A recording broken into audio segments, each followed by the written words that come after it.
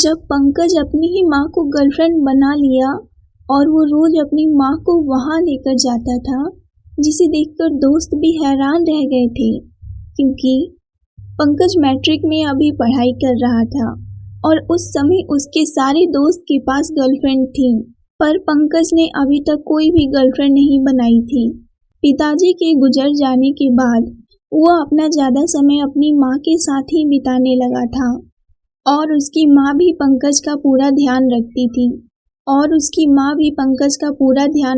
थी एक बार उसके दोस्त ने उससे कहा, क्यों पंकज, तो इस जन्म में भी कोई गर्लफ्रेंड बना पाएगा या नहीं?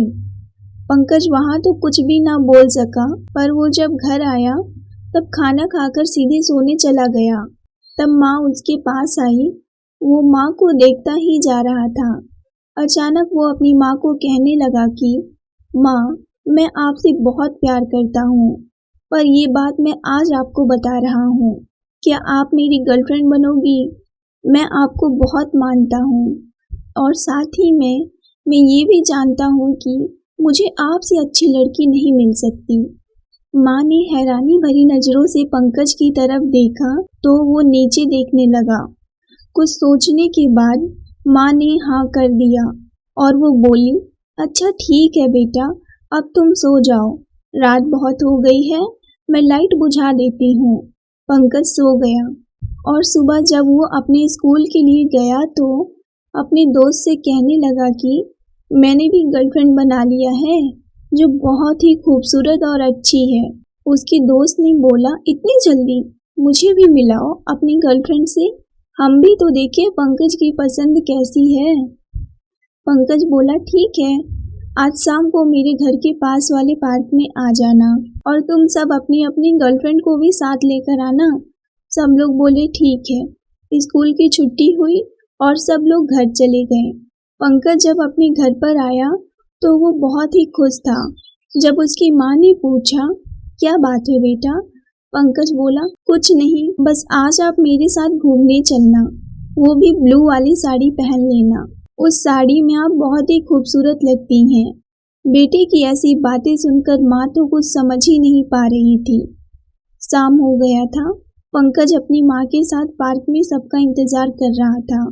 सारे दोस्त अपनी अपनी गर्लफ्रेंड के साथ आए थे, पर पंकज को माँ के साथ देखकर बोले, तू तो अपनी गर्लफ्रेंड के साथ आने वाला था ना, तो माँ को साथ लेकर क्यों आया है?